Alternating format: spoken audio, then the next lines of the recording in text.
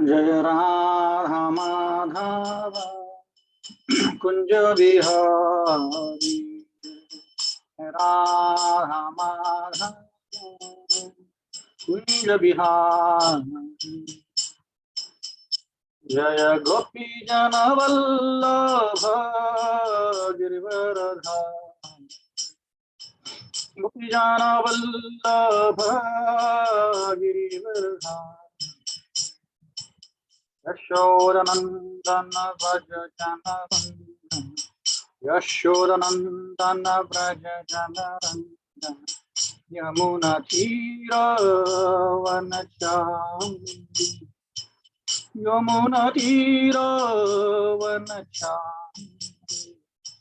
जय राधा माधव कुंज बिहारी। जय राधा माधव कुंज बिहारी। गोपीय वल्लभ गिरिवरधारी। गोपी जन वल्लभ गिरिवरधारी। यशोदानंदन व्रज जन रंजन। यशोदानंदन व्रज जन रंजन। यमुना तीरवनचारि। यमुना तीरवनचारि। राधा माधव कुंज बिहारी। राधा माधव कुंज बिहारी। हरे कृष्ण कृष्ण कृष्ण हरे हरे।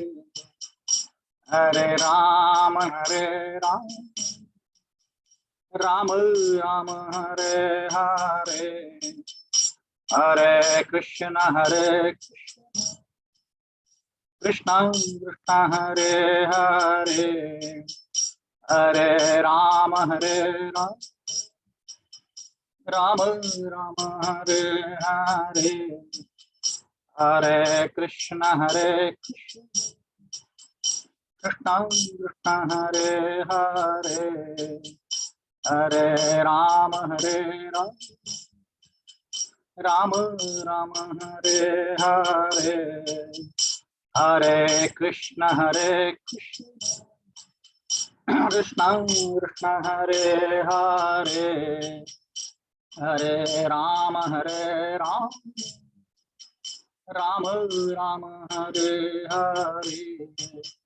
जय राधा वृंदावन चंद्र राधा वृंदावन चंद्र राधे। राधा कुंज बिहारी राधा कुंज बिहारी राधे। राधे राधे राधे जय श्री राधे। हरि बोल हरि बोल हरि बोल। हरि बोल नित्य गौर हरि बोल। जय जय प्रभुपाद प्रभुपाद जय जय प्रभुपाद। गुरुदेव गुरुदेव जय जय गुरुदेव। राम संकीर्तन की जय। ओम ज्ञानतिमिरन्धस्य ज्ञानाञ्जनशलाकया चक्षुरुन्मिलितं येन तस्मै श्रीगुरुवे नमः। श्रीचैतन्यमनोभीष्टं स्थापितं येन भूतले स्वयं रूप कदा मह्यं ददाति स्वपदान्तिकम्। वन्देऽहं श्रीगुरु श्रीयुतापदकमलं श्रीगुरुं वैष्णवांश्च। श्रीरूपं साग्रजातां सहगणा रघुनाथान्वितं साद्वैतं सावधूतं परिजनसहितं कृष्णचैतन्यदेवं श्रीराधा कृष्णपादान् सहगणललिता श्रीविशाखान्वितांश्च।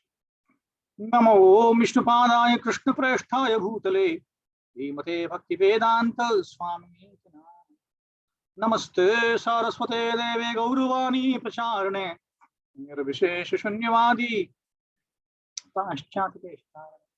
जय श्री कृष्ण चैतन्य प्रभु नित्यानंद श्री अद्वैत गदाधर शिवासादि गौर। हरे कृष्ण कृष्ण कृष्ण हरे हरे। हरे राम राम राम हरे मुखं करोति वाचालं पंगुं लंघयति यत्कृपातमहं वन्दे श्रीगुरुदीनतारिणम्।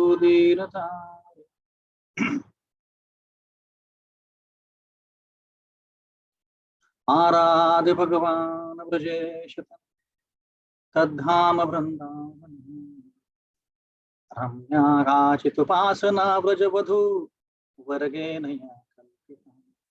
श्रीमद्भागवतं प्रमाणममलं प्रेमोपमर्तो महा श्रीचैतन्य महाप्रभो मदमितं तत्रार्पितानि मदेकबन्धु मतसंगी मन्गुरु मन्महाधन मन्निस्तारक मद्भाग्य मदानंद नमः।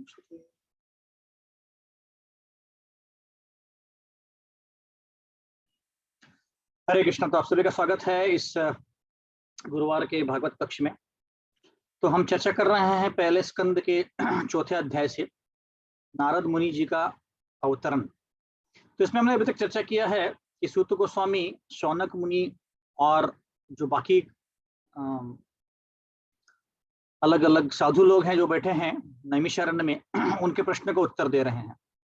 तो उसमें शौनक मुनि पूछते हैं कि ये भागवतम जो है कहाँ पे बोला गया था और कैसे लिखा था, किसने लिखा था, और व्यासदेव जी ने इसको कब लिया था और क्यों लिया था, तो ये प्रश्न पूछ रहे हैं।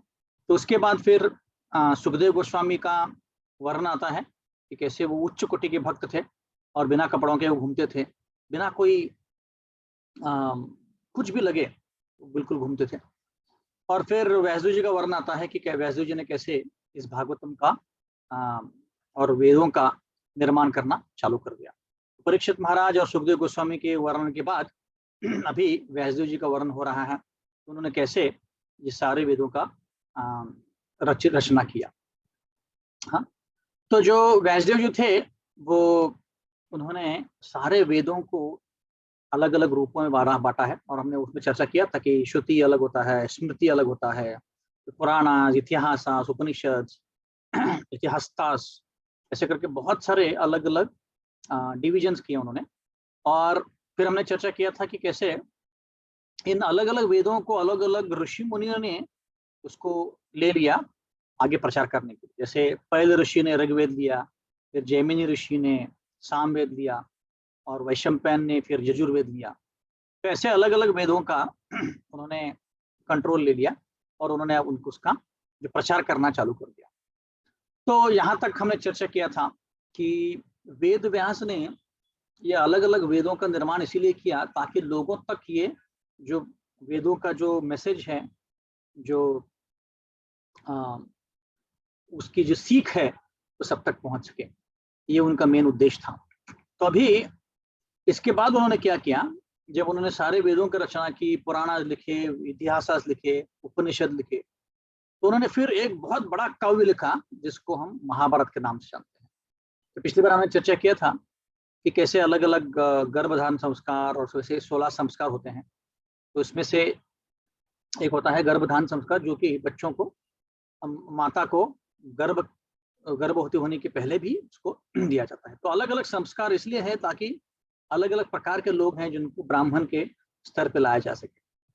तो व्यासदेव जी ने देखा कि कलयुग में ऐसे बहुत सारे लोग होने वाले हैं जो शूद्र होंगे, और यहाँ पे खासकर स्त्री जाति का वर्णन आया है, और द्विजबंधु होंगे। द्विजबंधु मतलब कि ऐसे लोग जो पैदा तो हुए हैं ब्राह्मण या क्षत्रिय के घर से, पर उनके गुण वैसे नहीं, उनके गुण शूद्रों के जैसे। तो आजकल जो हम देखते हैं सारे कली में सारे शूद्र पैदा हो रहे हैं, क्योंकि उनको बिल्कुल भी कोई संस्कार नहीं किए जाते। तो संस्कार होते हैं ये एक प्रकार का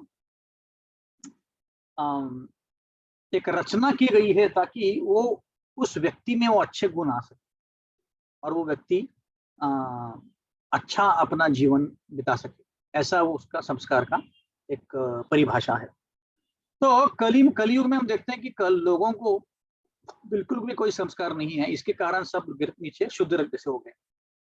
तो इनको ये सीख दिलाने के लिए फिर व्यासदेव जी ने महाभारत की रचना की। तो 25वें श्लोक से हम शुरुआत करते हैं।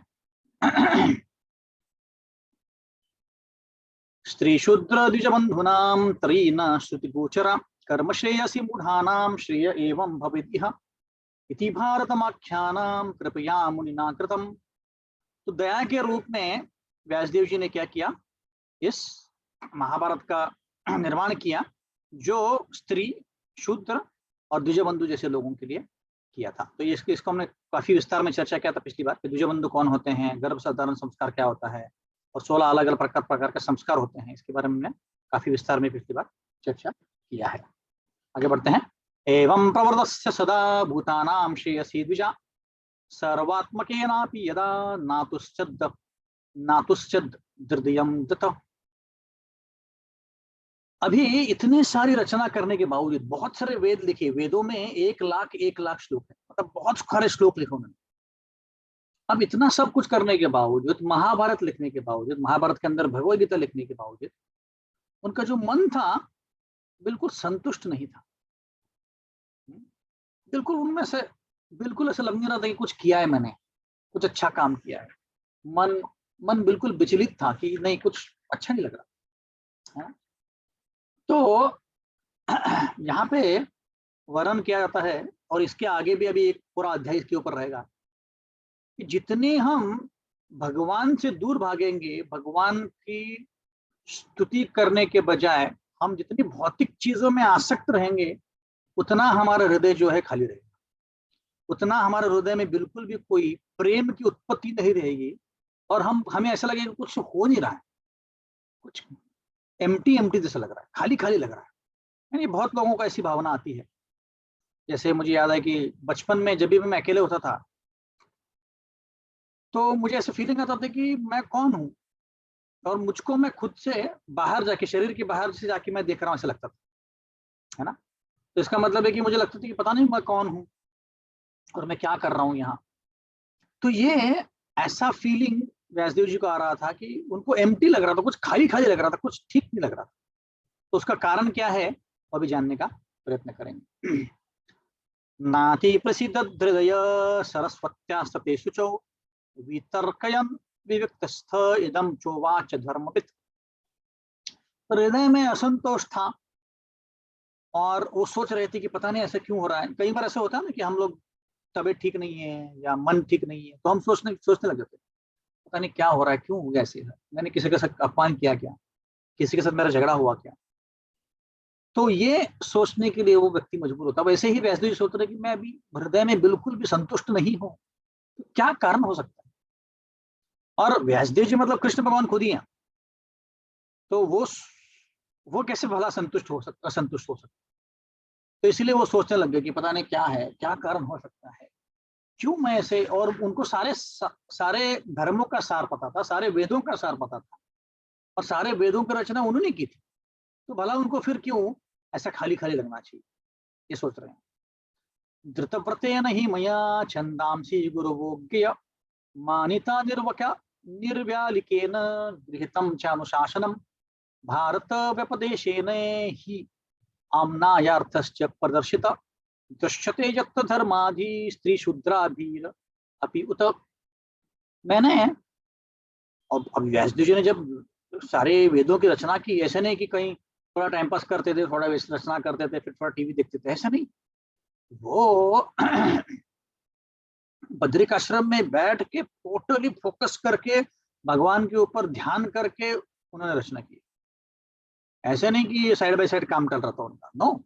इसलिए बोल रहे कि मैंने व्रत लेके, हाँ, व्रत लेके पूरी तरह वेदों का मैंने अभ्यास किया है और उनकी पूजा की है, क्योंकि वेद जो है, वेद भी एक व्यक्तिमत्व है। तो मैंने बहुत सारी तपस्या की है, बहुत सारा व्रत किया है, वेदों को की पूजा की है। जो हमारे गुरु महाराज हैं, उनके गुरु महाराज नारद मुनि थे, उनकी पूजा की है, और यज्ञ की भी पूजा की है। तो जो जो मुझे करना चाहिए था, सब कुछ मैंने किया, सारे यत्न कर दिए, सारे गुरुओं को नमन किया, सारे वेदों को नमन किया, और मैंने सारे अपने व्रत वैकल्प भी सब कुछ कर दिया है। और अब कलयुग के लोगों को आसान जाए, इसीलिए मैंने महाभारत का भी निर्माण किया, ताकि स्टोरी सुन के जो शूद्र लोग हैं उसको पढ़ के वो उसकी गाड़ी आगे बढ़ सके। तो ये मेरा उद्देश्य था और वो भी मैंने कर दिया। फिर भी पता नहीं मेरे मन में ऐसा खाली खाली सा क्यों लगा, ऐसे वो बोलते हैं। तो एक्चुअली यहाँ पे देखा जाए तो जो मूल स्वरूप में वेद है उससे भी ज्यादा महत्वपूर्ण इस कलयुग में महाभारत है, क्योंकि महाभारत बहुत कुछ सिखाता है और महाभारत के अंदर भगवत गीता भी है। तो वेद जो मूल स्वरूप में, तो उसको हम पढ़ेंगे तो कुछ समझ में नहीं आएगा, क्या चल रहा है कुछ समझ में नहीं आएगा। और महाभारत पढ़ेंगे, रामायण पढ़ेंगे, भागवतम पढ़ेंगे तो कुछ पल्ले पड़ेगा और हम अपने जीवन में उतार सकते हैं। ऐसे आगे बढ़ते हैं। तथापि बत में दह्यो ही आत्मा चैवात्मना विभो असंपन्न इवा भाति ब्रह्म वर्चस्य सत्तम। पूरी तरह से मैं खाली लग रहा हूँ, पूरी तरह से कुछ भी मेरे मन में अच्छी बात नहीं आ रही। हाँ, तथापि बत में दह्यो, बहुत बहुत एम्प्टी फील कर रहा हूँ। कभी कभी ऐसा होता है कि अगर कोई हमारे आसपास जो हमारा जो इच्छुक व्यक्ति है, हमारे जो फैमिली मेंबर्स हैं, कहीं दूर चले गए या उनको कुछ बीमारी है, तो उसे एकदम हृदय एकदम विदीर्ण हो जाता है, एम्प्टी हो जाता है। उसको इंग्लिश में एम्प्टी बोलते हैं, खाली खाली हो जाता है। तो व्यासदेव जी को ऐसा लग रहा था कि मैं खुद ही वेदों का निर्माण करने वाला हूँ, मैं खुद ही सब कुछ कर सकता हूँ, फिर भी मुझे ऐसा क्यों फीलिंग आ रहा है, ये वो समझ नहीं पाए। तो प्रोपद यहाँ पे बोलते हैं कि एक्चुअली व्यासदेव का जो अच्छा अचीवमेंट था, आप अगर सोचेंगे तो अगर आज के जमाने के साथ कंपेयर किया जाए तो व्यासदेव जी ने लगभग हजारों लाखों बुक्स लिख दिए, ऐसा बोल सकते हैं हम। इतने इतने शास्त्रों का निर्माण किया। इतना करने के बावजूद भी कोई हो सकता है कि बोले खाली लग रहा है, कुछ मजा नहीं आ रहा है, ऐसा कोई बोल सकता है? नहीं, पूरी तरह से कंप्लीट थे। फिर भी एक लीला ऋषि गई थी आगे का जो आने वाला है उस कथा का विवरण करने के लिए। तो अगर व्यासदेव जी की यह व्यथा है तो हमारी क्या व्यथा हो सकती है? हम तो भौतिक दुनिया में इतने बुरी तरह से फंसे हुए हैं, हमें तो रोज ही खाली खाली लगना चाहिए। और हमें क्यों खाली नहीं लगता, कोई बोल सकता है? हमें क्यों खाली खाली नहीं लगता है? इतना पूरा हमारा जो पूरा जो क्या दिनचर्या है भौतिक चीजों में लगा हुआ है, फिर भी हमको कभी लगता नहीं कि अरे कुछ खाली लग रहा है, कृष्ण भगवान का नाम नहीं जपा, ऐसा कुछ लगता नहीं है कभी? ऐसे क्यों? हरे कृष्ण प्रभु जी। यस माता। अज्ञानता के कारण, अज्ञानता कारण, ओके। और कुछ? हम भौतिक चीजों में फंसे हैं। हाँ, वो तो सबको पता है, बट भौतिक चीजों में फंसे तो फिर क्या हुआ? हमको खाली खाली क्यों नहीं लग रहा है? कुछ तो मिसिंग ऐसा क्यों नहीं लग रहा? माया का प्रभाव। हाँ, माया का प्रभाव है। माया को लगता है अरे कुछ प्रॉब्लम नहीं है, सब जॉब अच्छा है, बच्चे अच्छे हैं, टीवी हमारे घर पे चलता है 24 घंटे, तो उसको देख सकते हैं। तो कुछ ना कुछ एंगेजमेंट दिया गया माया ने कि टीवी देखो, नहीं तो फिर रिलेटिव्स के साथ घंटे घंटे बात करो, आजकल तो व्हाट्सएप पे फ्री आता है। तो कुछ ना कुछ एंगेजमेंट दिया गया है, इसके कारण हमें लगता है कि नहीं कोई प्रॉब्लम नहीं। एक्चुअली डीप अगर गहराई में जाएं मन के अंदर, हृदय के अंदर, तो एक्चुअली सब कुछ खाली खाली है, कि कृष्ण प्रेम है नहीं। हाँ, तो जब ऐसा कोई इंसिडेंट होता है हमारे फैमिली में, कोई ऐसा इंसिडेंट होता है जिसके कारण हमें वापस, ऐसे बोलते हैं ना, आवर फेथ इज शेकन, हमारे जो विश्वास है भौतिक चीजों के ऊपर उसको इससे हिलाया जाता है, टक टक टक टक, तो तब हमें लगता है कि अरे जूझ गया, हमें पता नहीं क्या हो गया, और फिर लगता है कि हाँ कुछ तो गड़बड़ है। तो तब जाके हमें ये फीलिंग आता है कि नहीं नहीं नहीं, ये भौतिक दुनिया में कोई फायदा नहीं। ऐसे आगे बढ़ते हैं। किं वा भागवता धर्मा ना प्रायेण निरूपिता प्रिय परमहंसानां त एव हि अच्युत प्रिय। तो अभी उनको थोड़ा सा हिंट आ रहा है, सोच रहे हैं कि प्रिया परमहंसानां, जो उच्च कोटि के भक्त परमहंस हैं, उनको जो अच्छा लगता है, हो सकता है कि मैंने उसका वर्णन नहीं किया है। अभी उनको थोड़ा हिंट आ रहा है। मैंने सारे वेद तो लिख दिए, सब में लिख दिया कि धर्म अर्थ काम मोक्ष कैसे करना चाहिए, कर्मकांड कैसे करना चाहिए, मोक्ष को कैसे पाना चाहिए, ज्ञान को कैसे पाना चाहिए, ये सब कुछ लिख दिया। तो भगवान के बारे में कहाँ लिखा है? ये उनको थोड़ा हिंट आ रहा है अभी, है ना? तो इसीलिए अभी उनको लग रहा है कि मुझे समझ में आ रहा है कि कुछ गड़बड़ हो गई है। क्योंकि ये जो भक्ति भगवान के बारे में चर्चा है, ये ना ही भगवान को अच्छी लगती है, भक्तों की भी अच्छी लगती है। तो अगर उसका ही वर्णन ना हो तो फिर वो शास्त्र का क्या काम ऐसे। तो इसीलिए उनको थोड़ा सा हिंट अभी मन में आ रहा है, शंका आ रही है कि हो सकता है कि यही कारण है, पर वो कंफर्म नहीं कर पा रहे। तो तब तक क्या होता है, तब तक नारद मुनि वहां पे पहुंच जाते हैं। तस्सैवं किलम आत्मानं मन्यमानस्य खिद्यते कृष्णस्य नारदोऽभ्यागाद आश्रमं प्राग उदारतम। तब तक नारद मुनि वहां पे उनके आश्रम में पहुंच जाते हैं। तो यहाँ पे हम देख सकते हैं कि भगवान कृष्ण जब भी कोई जीव, अब इसलिए वैसे जो जीव नहीं है, भगवान कृष्ण खुद ही है, पर ये दिखाना चाहते हैं कि जब भी कोई जीव भगवान की प्राप्ति करने के लिए इच्छुक होता है, थोड़ा इच्छा जाहिर करता है, भले ही बहुत स्ट्रांग इच्छा नहीं है, बट जाहिर करता है कि मुझे जानना है, तो भगवान उसके लिए एकदम अरेंजमेंट कर देते हैं। भगवान, अब क्योंकि भगवान सारे सबके हृदय में बैठे हैं परमात्मा के रूप में, तो सुनते हैं, अरे इसको मेरे बारे में जानना है, इसको अभी बहुत समय हो गया इस भौतिक दुनिया में रह के, तो मुझे उसको अभी राह दिखानी पड़ेगी, उसको डायरेक्शन दिखाना पड़ेगा। तो इसीलिए भगवान चैत्य गुरु के रूप में हृदय में बैठ के हमको दिशा दिखाते हैं कि चलो भाई तुम आ जाओ, क्लासेस जाना चालू कर दो, भगवदगीता पढ़ना चालू करो, वगैरह वगैरह। तो वैसे ही अभी नारद मुनि को व्यासदेव के पास में किसने भेजा? कृष्ण भगवान ने भेजा। तो व्यासदेव जी को जो खालीपन लग रहा था, ज्ञान था उनको सब कुछ, पर फिर भी खालीपन लग रहा था, तो वो दूर करने के लिए वहां पे नारद मुनि पहुंच गए। अब यहाँ पे नारद मुनि का बहुत विशेष चर्चा हो रही है। नारद अभ्यगात आश्रमम, हाँ यहाँ पे नहीं, अगले वाले सूक्त में होगा। तो अभी नारद मुनि वहां पे पहुंच गए हैं, और अभी क्या होता है देखते हैं। तम अभिज्ञाय सहसा प्रत्युत्थाज्ञातं मुनि पूजायामास विधिवन् नारदम सुर पूजितम। तो जैसे ही नारद मुनि को आते हुए देखा, तो व्यासदेव जी उठ गए एकदम से, और उन्होंने जाके उनकी आराधना की, उनकी पूजा की कि आप आए हैं हमारे आश्रम में, तो हमें आपकी पूजा करनी चाहिए। तो ये एक एटिकेट है कि जब भी कोई सीनियर व्यक्ति आता है तो उठ के हमने उनका स्वागत करना चाहिए, जहाँ पे बैठे उसको उठ के स्वागत करके उनके बारे में पूछना चाहिए, उनको आरती करना चाहिए, जो भी जरूरी है वो करना चाहिए। क्योंकि नारद मुनि जो थे, नारद मुनि को ज्ञान ब्रह्मा जी से मिला था, और ब्रह्मा जी को ज्ञान मिला था किससे, तो बता सकते हैं? भगवान कृष्ण से। हाँ, कृष्ण भगवान से ज्ञान नारद मुनि ब्रह्मा जी को मिला था। ये तेने ब्रह्मादिर्दे कवै, उनको कृष्ण भगवान ज्ञान दिया था, और ब्रह्मा जी ने फिर ज्ञान दिया नारद मुनि को, और नारद मुनि अभी वही ज्ञान किसको देने वाले हैं?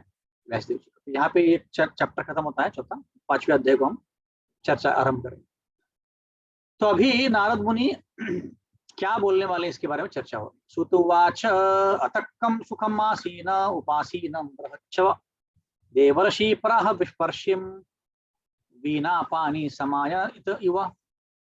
तो नारद मुनि बैठ गए एक जगह, अपनी वीणा लेके आए थे, नारायण नारायण करते करते, और आते ही वो मुस्कुरा रहे थे, जैसे कि उनको पता था कि व्यासदेव जी के हृदय में क्या है।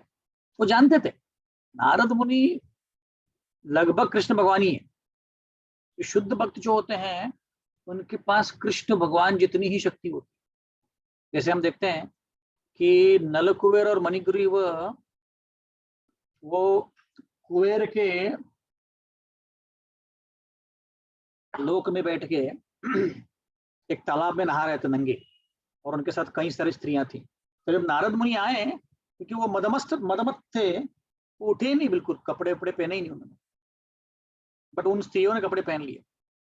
तो नारद मुनि को बहुत गुस्सा आया, और गुस्से के साथ साथ उनको दया भी आई, अरे अरे क्या जी भाई, बिल्कुल भी कुछ शर्म नहीं है, और भौतिक दुनिया में इतना मदमस्त है, उसको भगवान के बारे में कुछ पता ही नहीं। तो नारद मुनि ने उनको श्राप दिया कि तुम नंगे हो इसलिए तुम पेड़ बन जाओगे। तो जैसे ही श्राप मिला तो दोनों एकदम हिल गए, उनका जो पूरा बोलता ना नशा उतर गया, और उन्होंने फिर जाके पैर पड़े नारद मुनि के, नारद मुनि ने बोला कि चिंता मत करो, मेरा श्राप तुम्हारे लिए एक्चुअली ब्लेसिंग बनेगा, आशीर्वाद बनेगा। कैसे? तुम दोनों नंद महाराज के भवन के बाजू में ही तुम पेड़ बनोगे। और सही में वैसे हुआ। और जब कृष्ण, और तुमको कृष्ण का दर्शन होंगे, ऐसे नारद मुनि इनको बोल दिया। तो वो ऐसे ही बहुत हजारों साल तक खड़े थे। अब वो थे तो पेड़, और उनकी चेतना एक व्यक्ति की थी। तो आप सोच सकते हैं कि गर्मी होती है, सर्दी होती है, हवा चलती है, कई सारे प्राणी आके पेड़ के ऊपर चढ़ते हैं, काटते हैं कोई। इस सब अवस्था में उनकी चेतना एक व्यक्ति की थी, मनुष्य की थी, और बने थे पेड़। तो उसको बहुत उनको तकलीफ हुई। पर जब कृष्ण भगवान आए छोटे बन के, और दामोदर लीला में उन्होंने उन दोनों यमल अर्जुन पेड़ को गिरा दिया। अब आप सोचिए, कृष्ण भगवान को जरूरी नहीं था कि ये उनको लीला करनी या उस लीला में इन दोनों को शामिल करना, क्योंकि ये तो नालायक लोग थे, कबीर कुबेर के लड़के थे, नंगे पंगे घूम रहे थे। पर क्योंकि नारद मुनि ने बोला कि नहीं, ये दोनों पेड़ बनेंगे और आपको कृष्ण भगवान दर्शन देंगे, तो कृष्ण भगवान ने उनको फोन करके नहीं, मुझे क्या भाई, मुझे पूछना तो चाहिए था, मुझे मेरी लीला अलग चल रही है, तुम अपनी अलग लीला चला रहे हो, क्या है? ऐसे थोड़ी होता है। नहीं, कृष्ण भगवान ने कुछ पूछा भी नहीं और कुछ नहीं किया। उन्होंने अपनी लीला में उन दोनों को समाविष्ट किया, उनको समाविष्ट किया। उन्होंने कुछ क्रॉस क्वेश्चनिंग नहीं किया नारद मुनि। तो ये है नारद मुनि की शक्ति। नारद मुनि ने बोला, इसलिए कृष्ण भगवान ने अपनी लीला में प्रविष्ट किया। वैसे ही यहाँ पे बताया गया है कि नारद मुनि जब आते हैं वो मुस्कुरा रहे। क्यों मुस्कुरा रहे हैं? जानते हैं कि व्यासदेव जी के मन में क्या चलता है।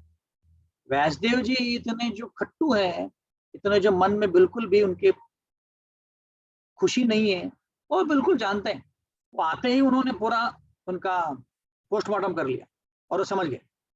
तो अभी देखते हैं आगे क्या होता है। नारदुवाच पराशर महाभाग भवत कच्चिदात्मना परितुष्यति शारीर आत्मा मनस एव वा। पाराशर मतलब कौन? पाराशर मतलब व्यासदेव जी। व्यासदेव जी पराशर मुनि के पुत्र थे। पराशर मुनि बहुत उच्च कोटि के भक्त थे, उनके पेट से व्यासदेव जी का जन्म हुआ था। तो अभी जैसे कोई प्रश्न पूछता है, जैसे एक मूवी में आता है कि अमिताभ बच्चन एक मंदिर में जाते हैं और घंटी बजाते, भगवान खुश तो तुम बहुत होगे, मुझे दुखी देखी थी। तो ऐसा वो डायलॉग मारते हैं। अब जैसे कि भगवान उसी के लिए बैठे कि इसको दुखी करना है और वो खुद खुश हो, तो भगवान को कुछ लेना देना नहीं है। तो कोई भी हो, दुख हो सुखी, उनको कुछ फर्क नहीं पड़ता। पर वैसे नारद मुनि अभी व्यासदेव जी को पूछ रहे हैं, क्या तुम खुश हो कि तुम ये शरीर और मन को खुद को तुमने शरीर और मन के को रिलेट किया है, आइडेंटिफाई किया है? ऐसे पूछ रहे हैं प्रश्न। सेम डायलॉग में, are you satisfied to identifying yourself with the body and soul? ऐसे पूछ रहे हैं। इसका मतलब उनको सार्कास्टिकली बोल रहे हैं। सार्कास्टिक मतलब उसको क्या बोलते हैं मराठी में? उसको कुछ के बनाना बोलते हैं, हिंदी में पता नहीं क्या बोलते हैं उसको। उपहासात्मक। उपहासात्मक, हाँ, वेरी गुड। तो उपहासात्मक बोल रहे हैं, ये नहीं बोल रहे हैं कि क्या तुमने मन के खुद को मन के लिए आइडेंटिफाई किया। नहीं, ये ऐसे बोल रहे हैं कि क्या तुम खुश हो खुद को मन और शरीर के साथ रखते हुए? ऐसे पूछ रहे हैं, है ना। तो इस प्रश्न में बहुत गहराई है। गहराई क्या है कि ना, अभी आगे हम जाके जानेंगे, ये पूरा चैप्टर उसी के बारे में, कि व्यासदेव जी ने क्या किया। व्यासदेव जी ने सारी रचना की, वेदों की, पुराणों की, इतिहासों की, महाभारत की, इतने सारे शास्त्रों की। और उन्होंने क्या किया? उन्होंने 4 चीजों के ऊपर ध्यान दिया, जो हम अभी अगले 2-3 श्लोकों में देखेंगे। धर्म, अर्थ, काम, मोक्ष। अब इन चारों चीजों में मन और शरीर के स्तर पे खेल रहे हैं, आत्मा के स्तर पे खेल ही नहीं रहे। हाँ, धर्म, अर्थ, काम, मोक्ष। मोक्ष के लिए बोल सकते कि आत्मा की जरूरत होती है, पर मोक्ष, सिर्फ मोक्ष कोई काम का नहीं। सिर्फ मोक्ष तो कोई भी पा लेता है। तो बोल रहे हैं कि तुमने एक चेतन व्यक्ति को आत्मा और शरीर के स्तर पे रख के खुश हो गए, तो ठंडक आ गई तुम्हारे दिमाग। ऐसा होता है ना, बच्चे कभी कभी खेलने आते हैं बाहर और बहुत देर तक आता नहीं, तो फिर माता उसको पूछती है, आ गई तेरे ठंडक धन हृदय में, इतना खेल के आ गया? तो ऐसा पूछते हैं। वैसे पूछ रहे नारद मुनि। तो अभी आगे देखते हैं क्या बोल रहे हैं।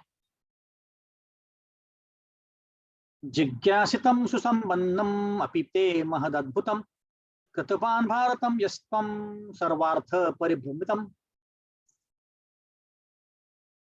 तुम्हारे जो भी प्रश्न थे अति सुंदर थे, और तुमने सब कुछ जो भी ज्ञान पाया था, चारों वेदों का अभ्यास किया, तो वो भी अति सुंदर था। और तुमने इतना सुंदर महाभारत बनाया, उसमें भी कोई दोहरा नहीं, और उसमें सारे वेदों का वर्णन किया गया, तो ये भी बहुत अच्छा है। अब वो पूरा रूट कॉज एनालिसिस करके बता रहे हो, तुमने पढ़ाई अच्छे से की है, सारा ज्ञान अच्छे से संपादन किया है, और इतना अच्छा महाभारत अभी भी लोग पढ़ते हैं उसको, अभी भी अलग अलग 2-3 बार टीवी सीरियल बन गए, फिर भी लोग और तीसरी चौथी बार बनाते नया नया, पता नहीं क्या नया नया बनाते, बट बनाते रहते, तो इतना वो फेमस है। तो बोल रहे हैं कि तुमने महाभारत लिखा, इतने सारे वेदों के जो सार है वो भी लिख दिए। हाँ, जिज्ञासितम अधितम च ब्रह्म यत्तत् सनातनम तथापि चोचसी आत्मानम अकृतार्थ इव प्रभो। तुमने ब्रह्मन के बारे में बहुत सारा ज्ञान दिया है। हाँ, जो ब्रह्मन है, ब्रह्म ज्योति भगवान के कृष्ण के जो शरीर से आती है, उसके बारे में बहुत ज्ञान दिया तुमने, इतने सारे शास्त्र लिखे, महाभारत लिखे, फिर भी तुम क्यों ऐसे नाराज हो भाई मेरे प्रभु, तुम ऐसे नाराज क्यों, ऐसे पूछ रहे हैं। अभी वही प्रश्न उनको पूछ रहे हो, उत्तर नहीं दे रहे इमीडिएटली, वो जानना चाहते हैं व्यासदेव जी से खुद से कि क्यों ऐसे हो रहा है। तो एक्चुअली देखा जाए तो आप देख सकते हैं वेदांत सूत्र या ब्रह्म सूत्र जो है, सारे वेदों का सार बताते हैं, सूत्र है वो, सूत्र मतलब एकदम शॉर्ट फॉर्म में लिखा गया, वो सब कुछ बताया उसमें, पर मोस्टली फोकस कहाँ किया गया, ब्राह्मण के ऊपर। तो इसीलिए एक्चुअली लोग जो ब्रह्मवादी होते हैं, मायावादी होते हैं, ये वेदांत सूत्र को पी जाते हैं, क्योंकि इतने उसमें ऐसे फिलोसॉफिकल चीजें लिखी हैं, तत्व लिखा हुआ है, कि उनको बहुत अच्छा लगता है। तो तत्वज्ञानी लोग होते हैं, उनको फिलोसफी बता दे जाना, वो खुश होते रहते हैं, राइट। बट नारद मुनि अभी बोल रहे हैं कि तुमने सारे ब्राह्मण के बारे में लिख दिया है, महाभारत लिख दिया, कर्मकांड के बारे में लिख दिया, तो फिर नाराज क्यों हो गए तुम इतना, क्या प्रॉब्लम क्या है तुम्हारे हृदय में। हाँ, ऐसा। आगे बढ़ते हैं। व्यासुवाच अस्ति एव मे सर्वम् इदं वक्तुतं स्वयुक्तं तथापि नात्म परितुष्यते मे तन्मूलम् अव्यक्तम् अगाधबोधं पृच्छामि त्वात्म भवात्मभूतम्। आपने जो भी बोला है, मैं एनालिसिस किया है, मेरा रूट कॉज एनालिसिस किया है, मेरा पोस्टमार्टम किया है, सब बराबर, पर ये सब करने के बावजूद भी मेरा जो हृदय है बिल्कुल भी शांति से नहीं बैठ रहा है। तो मैं ही आपसे पूछ रहा हूं कि ये मेरे हृदय के अंदर जो असंतुष्टि है, ये कहां से आ रही है। आप तो बहुत बड़े ज्ञानी हो, आप तो भगवान के साथ घूमते रहते हो, आप ब्रह्मा जी से आपका जन्म हुआ है। तो यहाँ पे नारद मुनि का वर्णन आता है, क्या आता है यहाँ पे वर्णन, कि आप नारद मुनि जो है, आप ब्रह्मा जी से आपका जन्म हुआ है, कोई साधारण व्यक्ति नहीं हो। कोई साधारण व्यक्ति नहीं हो आप, क्योंकि आप ब्रह्मा जी से आए हो, आपका सारा ज्ञान है, और आप कहीं भी घूम सकते हो, और आप कोई माता पिता से नहीं है, इसलिए आप सेल्फ बॉर्न बोलते हैं। आत्मभूतम, खुद से आए हो, आत्मभाव आत्मभूतम को बोला। हाँ, यहाँ पे नारद मुनि का ऐसा वर्णन है। यहाँ पे प्रभुपाद बोलते हैं कि भौतिक दुनिया में हर कोई मन और शरीर के स्तर पे अटक गया है, मन और शरीर के स्तर के ऊपर जाता ही नहीं है। और आप कोई भी ज्ञान देखेंगे, इस भौतिक दुनिया का कोई भी ज्ञान देखो, फिजिक्स ले लो, केमिस्ट्री ले लो, बायोलॉजी ले लो, मोबाइल ले लो, ये ले लो, वो ले लो, कंप्यूटर ले लो, सब कुछ भौतिक चीज या मन, इसके ऊपर ही, उसके आगे गाड़ी उनकी जाती नहीं। पर लोगों को ये ज्ञान ना होने के कारण तो क्या करते हैं, वो इसी दुनिया में फंस जाते हैं। इसीलिए हमें नारद मुनि जैसे गुरु की जरूरत है, जो हमें सही रास्ते दिखा सके, और हमारे केस में वो प्रभुपाद है, दिखा रहे हैं हमें, जो हमारे मन का जो असंतुष्टि है वो हटाने के लिए। सवै भवान वेद समस्तु गुह्यम उपासितो यत् पुरुष पुराण परावरेषु परावरेषु मनसैव विश्वम सृजति अवति अति गुणैरसंग। ओ मेरे प्रभु सब कुछ इस दुनिया में जो भी है, गुड़ है, गुड़ नहीं है, सब कुछ आपको पता है, क्योंकि आप भगवान श्रेष्ठ की, भगवान की, जिन्होंने सारी भौतिक दुनिया बनाई है, जिन्होंने सारा आध्यात्मिक दुनिया भी बनाई है, उनकी आप उपासना करते हो। शॉर्ट में बताया जाए तो आप भगवान कृष्ण के भक्त हो, आपको सब पता है कि सारी दुनिया में गुड़ क्या है, तो मेरे मन में जो भी ये सब चल रहा है उसको भी आप बताओ। तो व्यक्ति अगर भगवान कृष्ण की भक्ति में पूरी तरह से केंद्रित है तो उसको सब ज्ञान मिल जाता है, उसको कोई ज्ञान के अभाव नहीं।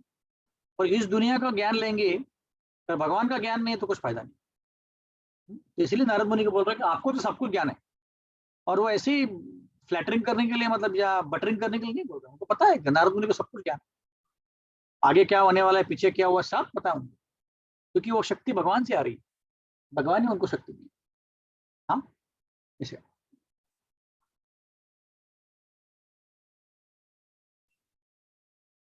तम पर्यटन नरक इव त्रिलोकीम अंतश्चरो वायुरिवात्म साक्षी परावरे ब्रह्मणि धर्मतो व्रतै स्नातस्य मे नूनम अलम विचक्ष।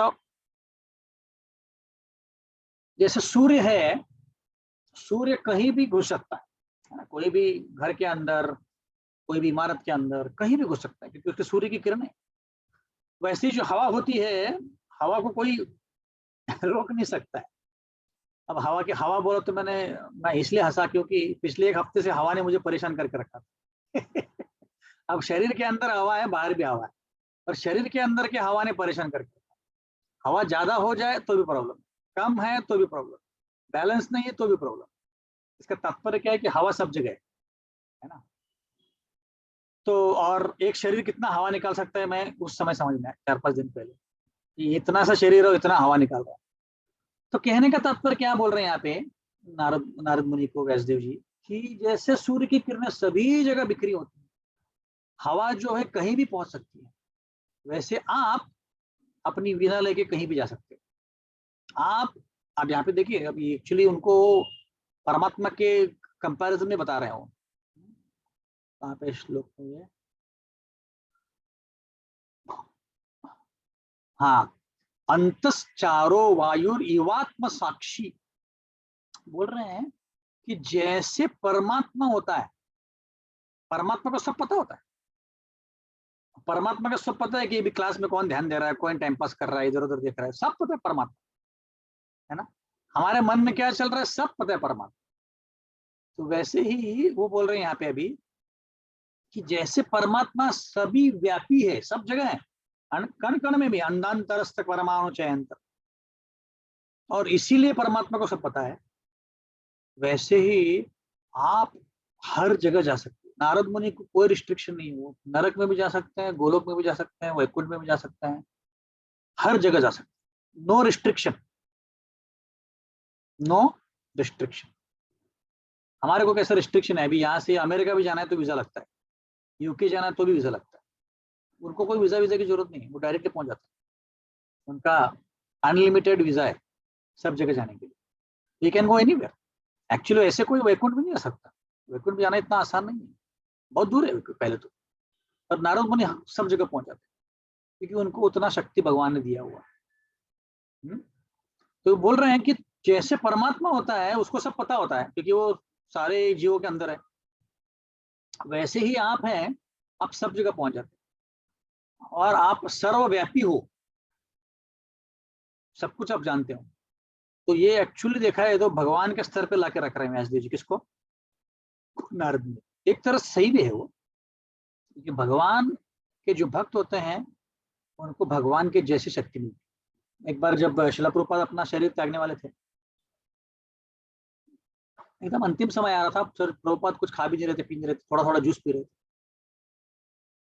तो कुछ भक्तों ने आके बोला कि प्रभुपाद आप मत जाओ, के छोड़ के जाओ, हमें बहुत आप हम रह नहीं पाएंगे आपके बिना।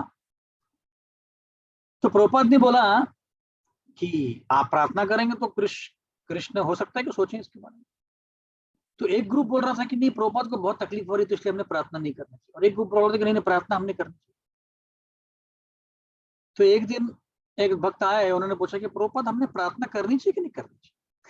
वो भी इतने ऐसे मासूम थे भक्त, वो पूछ रहे हैं कि प्रभुपाद हमने प्रार्थना करनी चाहिए करनी करनी। तो प्रभुपाद ने पूछा कि आपकी क्या इच्छा है, मैं रहूं कि नहीं रहूं। तो उन्होंने बोला कि हम हमारी तो बहुत इच्छा है कि आप रहें, पर आप ही बोलते हैं कि सब कुछ कृष्ण के हाथ में है, और आप ही बोल रहे हैं कि अभी मेरा समय आ गया है।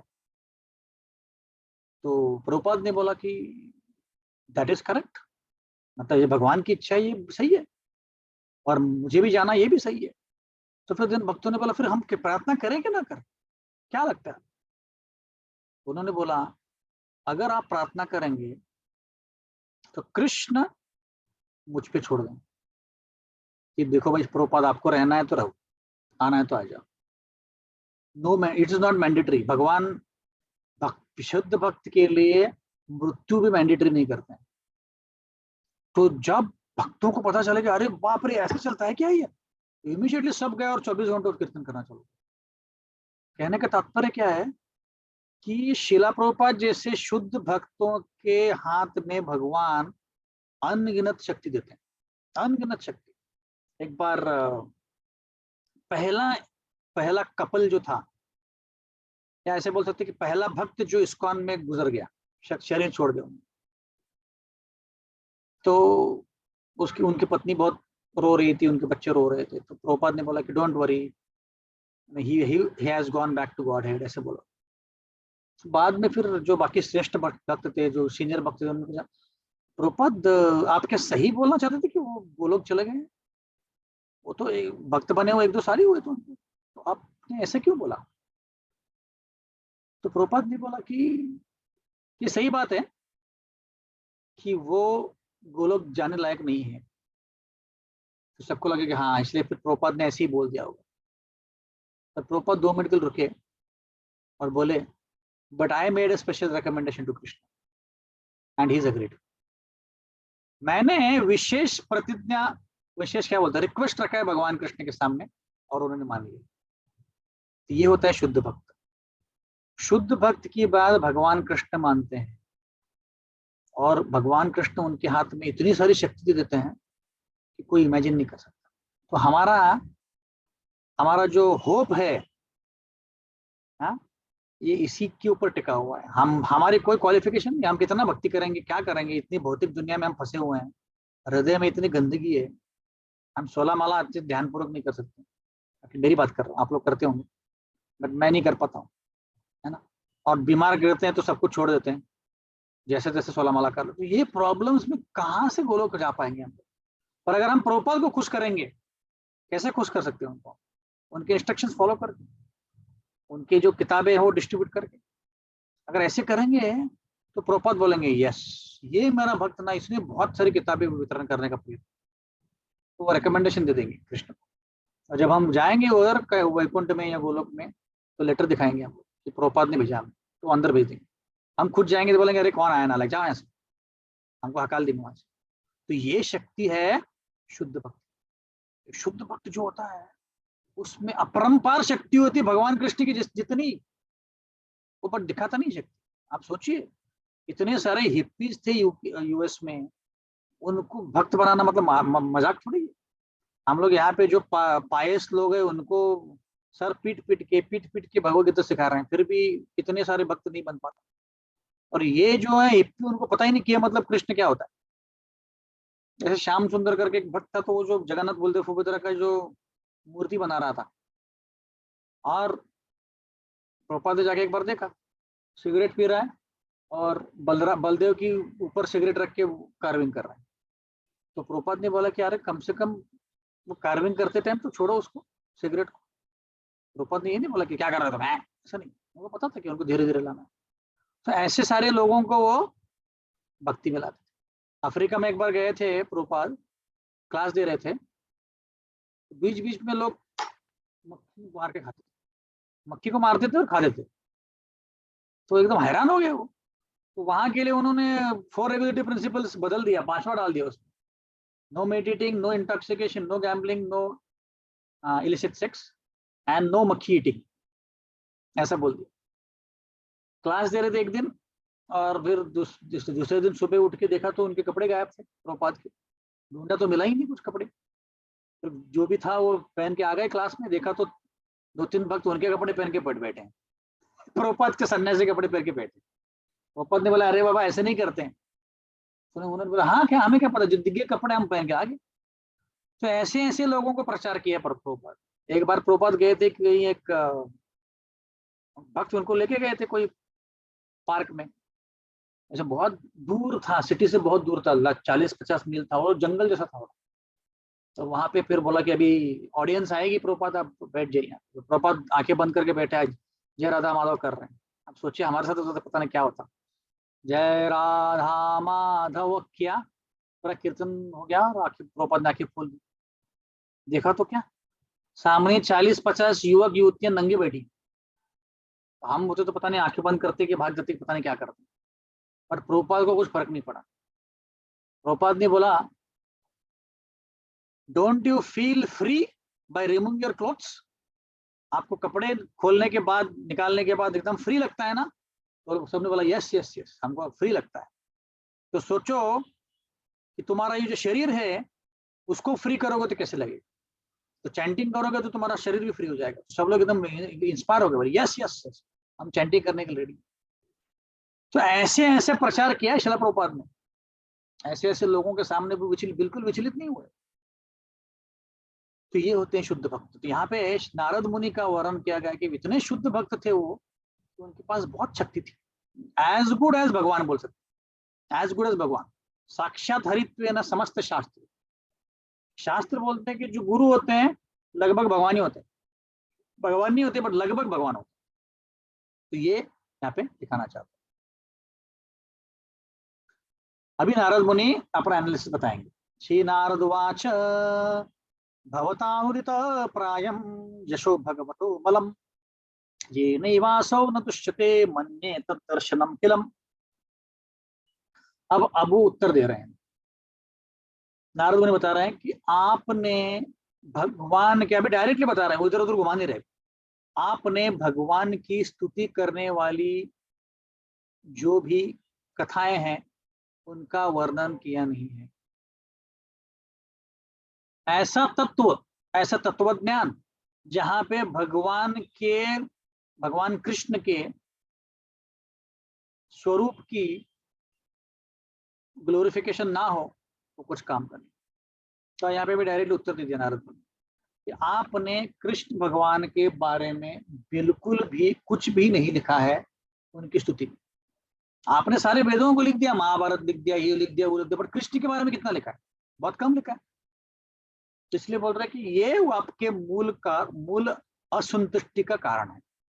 आपने भगवान कृष्ण के बारे में स्पेशली लिखना चाहिए था कि कृष्ण भगवान की भक्ति करेंगे तो क्या होगा, कैसे होगा, और उनकी जो ग्लोरीज हैं उसका प्रचार करना चाहिए। ऐसे अब यहाँ पे प्रभुपाद बताते हैं कि भगवान खुद जो है, हम सबको उन्होंने एक्सपांड किया है ताकि हम उनकी सेवा कर पाए।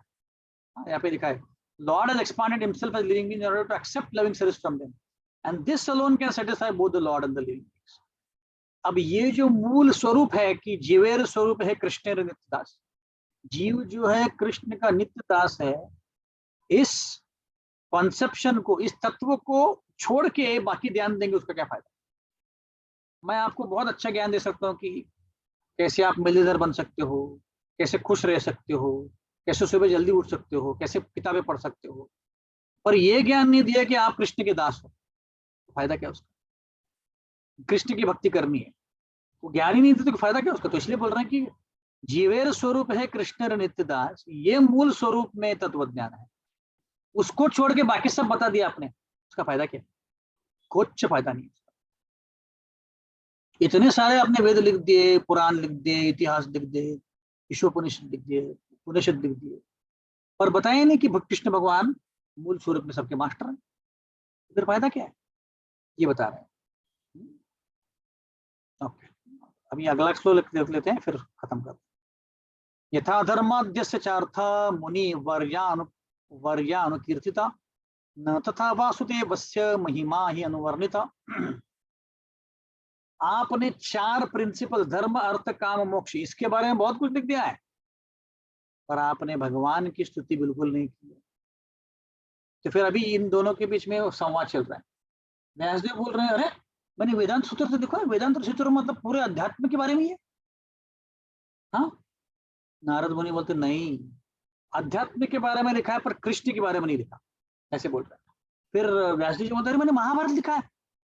हाँ महाभारत लिखा है, पर महाभारत में भी कहाँ कृष्ण के बारे में वर्णन किया है? तुमने बाकी सब कुछ बताया, कथानक बथानक बताया, पर कृष्ण के बारे में जितना चाहिए उतना नहीं लिखा है। हाँ, फिर बोल रहे हैं कि मैंने विष्णु पुराण लिखा है, मैंने वराह पुराण लिखा है, उसमें राधा कृष्ण के बारे में लिखा है। हाँ, नारद मुनि बोलते कि नहीं, जितना स्तुति होना चाहिए उतना तुमने बिल्कुल नहीं, बहुत कम किया है। मतलब अगर 1,00,000 श्लोक है, हार्डली 1% तुमने ग्लोरिफिकेशन। जो मूल स्वरूप है एतेच कलाकुंसाम कृष्णस्तु भगवान से इंद्रारी वैकुलम लोके मुगेंति युगे युगे, सारे अवतारों के स्रोत कृष्ण भगवान है, उनके बारे में इतना सा लिखा है और बाकी सब कुछ इतना भर भर के लिखा है। तुमने कुछ नहीं किया, चीटिंग की चीटिंग, ऐसा बोलते नारद मुनि। नारद मुनि बोल रहे व्यासदेव तुमने चीटिंग किया है, लोगों को चाहिए कि वो एंजॉय करें और तुमने वही किया है। तुमने क्या बताया कि मोक्ष पाना चाहिए, पुराणों में इतिहासों में लिखा है कि मोक्ष पाना चाहिए, और तुमने बताया कि भक्ति करने से मोक्ष मिलता है। एक्चुअली भक्ति लास्ट स्टेप है, मोक्ष लास्ट स्टेप नहीं है। और तुमने कृष्ण के बारे में कुछ लिखा नहीं है, और तुमने सारे लोगों को बताया कि अरे हाँ स्वामी सत्यनारायण पूजा करोगे ये मिलेगा, इसकी पूजा करोगे वो मिलेगा। ये बता के फायदा क्या है? जो लोगों को करना चाहिए वही तुमने घुमा फिरा के बताया वेदों के द्वारा। तो ये करने से तुमने बहुत बड़ा गलती की है। This is the biggest mistake you done, ऐसे बोल उसको, उनको डांट रहे हैं भी, नारद मुनि उनको डांट रहे हैं कि तुमने इस वेदों को टूल बनाया है लोगों को एंजॉय करने के लिए, प्रवृत्त करने। लोगों को तो एंजॉय करना ही होता है, और तुम इनको उसमें बता रहे हो हाँ तुम ऐसे ऐसे रात को ये करोगे तो ये मिलेगा, वैसी रात को वो करोगे तो ये मिलेगा, इस प्राणी को मारेगा तो ये मिलेगा। ये सब बता के तुमने बहुत बड़ी गलती की। एक्चुअली क्या है, व्यासदेव जी को इतना भी गलती नहीं है, और जो परफेक्ट व्यक्ति होता है उसको सब परफेक्ट चाहिए होता है। तो नारद मुनि एकदम परफेक्ट व्यक्ति, उनको भक्ति दिखना है, बाकी सब देख के उनका मन एकदम नहीं हो जाता। तो शास्त्र जो कैसे हैं धीरे धीरे आगे बढ़ते हैं, पहले कर्मकांड के बारे में बताते हैं, धर्म, फिर अर्थ के बारे में बताते हैं, फिर काम के बारे में बताते हैं कैसे एंजॉय करना चाहिए। धर्म करो, फिर अर्थ कमाओ, फिर काम करो, काम मतलब एंजॉयमेंट, और फिर मोक्ष के बारे में चर्चा करो। तो शास्त्र भी ऐसे धीरे धीरे धीरे आगे बढ़ते हैं। तो जो सारे लास्ट सेक्शन से उपनिषद वगैरह, वो भगवान के बारे में, मोक्ष के बारे में और भक्ति के बारे में चर्चा करते। पहले वाले सेक्शन कोई बात नहीं करता इसके बारे में। तात्पर्य यह था कि व्यासदेव जी का तात्पर्य कि धीरे धीरे लोग आगे आगे बढ़ते जाएंगे चेतना में। पर प्रॉब्लम क्या हुआ, 80-90% चीजें यही बता रहे, धर्म अर्थ काम मोक्ष, धर्म अर्थ काम मोक्ष। तो उसमें भक्ति के बारे में कहाँ बताओगे, बताया ही नहीं उन्होंने।